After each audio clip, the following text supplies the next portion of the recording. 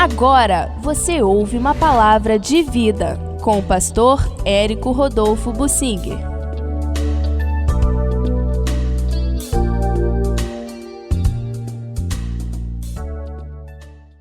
Os líderes devem ter zelo pelos liderados. Zelo é uma característica interessante.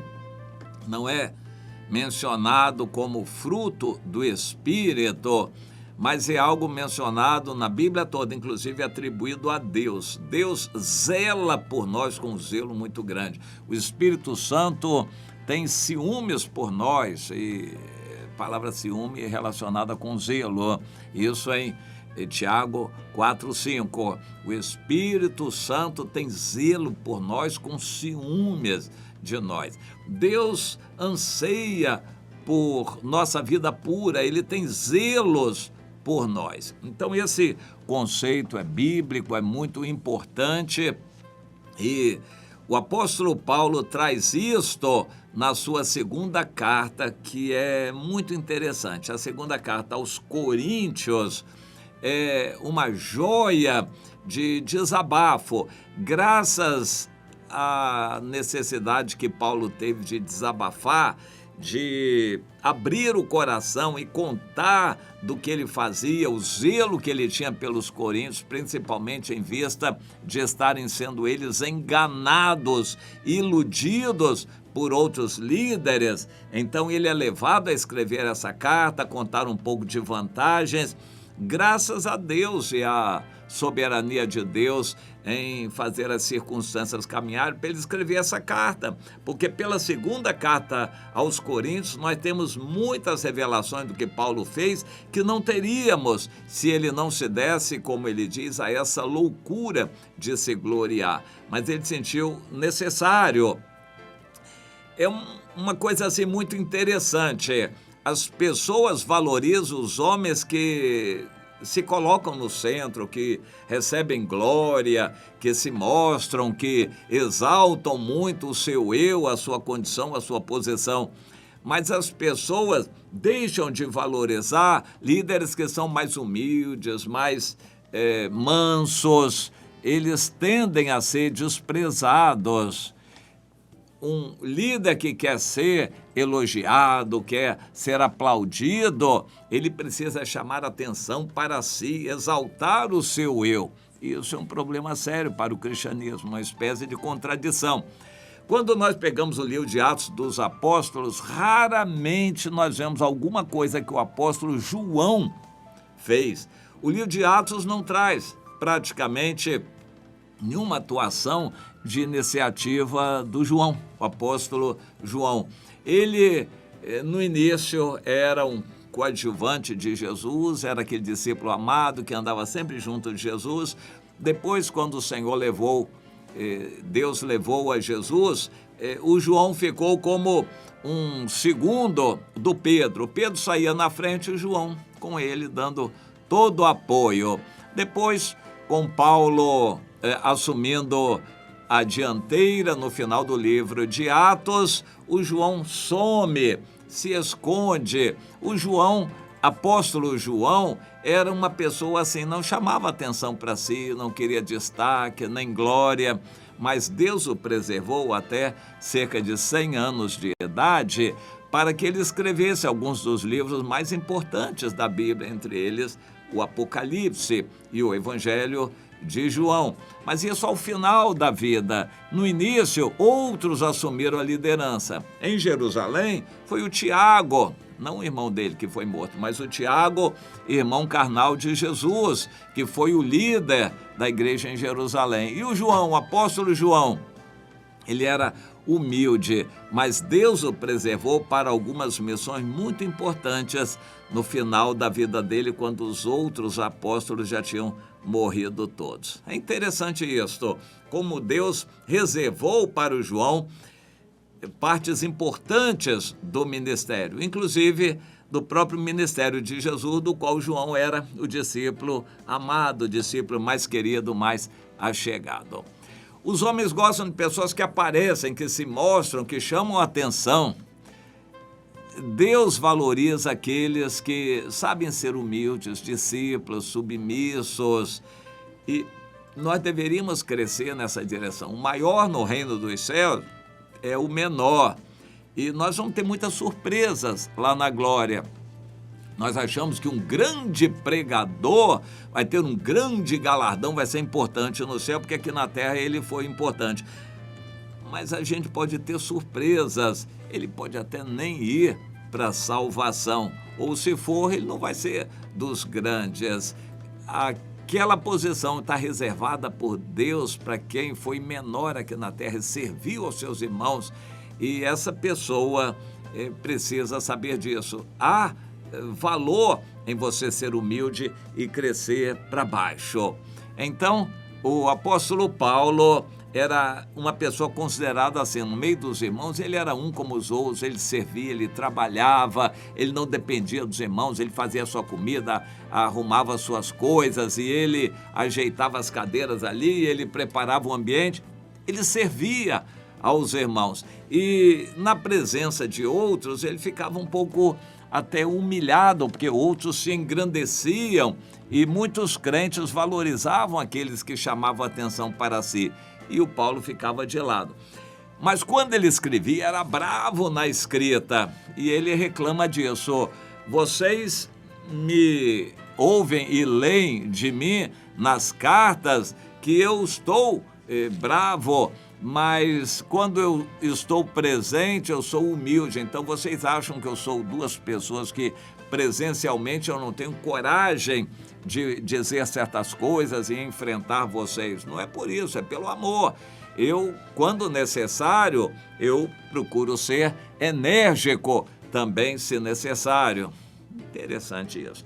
Agora, em 2 Coríntios, no capítulo 10, ele diz, olha, eu vou me gloriar, mas se eu sou levado a me gloriar um pouco, é porque vocês me levaram a isso. Mas eu vou me gloriar com verdade da autoridade que o Senhor me deu para edificação e não para destruição de nada, para que não pareça ser meu intuito intimidar vocês por meio de cartas. E eu quero alertar, quem está querendo se opor a mim, considere isto, que somos aqui em cartas, seremos pessoalmente também, porque nós somos uma coisa só. E é bom a gente saber o seguinte, não é aprovado aquele que a si mesmo se aprova, mas aquele a quem Deus aprova. Portanto, eu quero que vocês me suportem um pouco nessa loucura de me gloriar. Isso é porque eu zelo por vocês com zelo de Deus, visto que eu vos tenho preparado para vos apresentar como virgem pura a um esposo que é Cristo. Mas eu receio que, assim como a serpente enganou a Eva com a sua astúcia, assim também seja corrompida a vossa mente, se aparte da simplicidade e pureza devidas a Cristo. Se vem outro que prega outro evangelho cheio de pompa, de glória, vocês aceitam. Esses tais apóstolos que pregam a si mesmos, cheios de pompa e glória, vocês são enganados. O evangelho é simples e eu quero alertar vocês para não se afastarem do evangelho verdadeiro, que é simples. Mas eu receio que, como Satanás enganou a Eva lá no Jardim do Éden, assim ele engane vocês e vocês se afastem da simplicidade do evangelho. Hoje nós vemos muito disso, igrejas de luxo, igrejas com um templo de ostentação, pregadores e povo que ostenta. Eu me lembro na minha história que eu conheci pregadores assim, que exigiam que os crentes se vestissem muito bem, se emperequetassem na vestimenta para que fossem ao culto, e o culto seria um desfile de modas, e a igreja precisava ter um luxo para demonstrar. Eu acho isso tudo muito triste, porque o evangelho é simples. Quando a pessoa cria um ambiente desse, para começar, espanta todos os que são mais simples e mais humildes, ou que não tem dinheiro, não tem condição de ter uma roupa para frequentar aquele ambiente. Isso é triste. Mas aqui na terra eles nem querem que pessoas simples frequentem aquele ambiente, porque aparentemente elas também não vão ter grandes ofertas para dar. Então, como é uma obra de aparência, ela precisa ser coerente. Uma obra de aparência não pode ter mistura, pessoas ricas e pessoas pobres. Ela tem que segregar as pessoas. Então, uma das maneiras de segregar é induzindo as pessoas a se vestirem bem, chegarem de carrão lá na igreja. O apóstolo Paulo diz, isso é Satanás que está induzindo as pessoas a pensarem assim, que o evangelho é simples e eu temo que vocês se apartem da simplicidade. Então, eu tenho zelo por vocês. E o que eu estou falando duro aqui nessa carta e pessoalmente eu vou enfatizar é para cortar a ocasião àqueles que querem se comparar conosco, só porque eles se vestem bem e andam de carrão, eles acham que são mais importantes do que nós. Esses são falsos apóstolos, obreiros fraudulentos atrás de dinheiro. E não é de se admirar, porque o próprio Satanás se transforma em anjo de luz. Eu estou lendo aqui vários versículos do capítulo 11 agora. Li primeiramente 10, agora 11 de 2 Coríntios. O apóstolo Paulo desabafando e ficou registrado por Deus para nós. Tudo isso se resume numa palavra. O que Paulo fez foi por zelo pela fé verdadeira dos irmãos coríntios. Ele fez isso por causa deles. O zelo é uma marca de quem ama. Quem ama tem zelo pela pessoa amada. Não vai largar a pessoa de qualquer jeito. Quando os pais amam os filhos, eles não deixam os filhos na rua de qualquer jeito, frequentando qualquer ambiente. Eles vão sofrer muito quando os filhos crescerem e pessoalmente optarem por isso. Mas enquanto os filhos estiverem debaixo da guarda deles, eles estarão segurando os filhos por causa do zelo pelos filhos.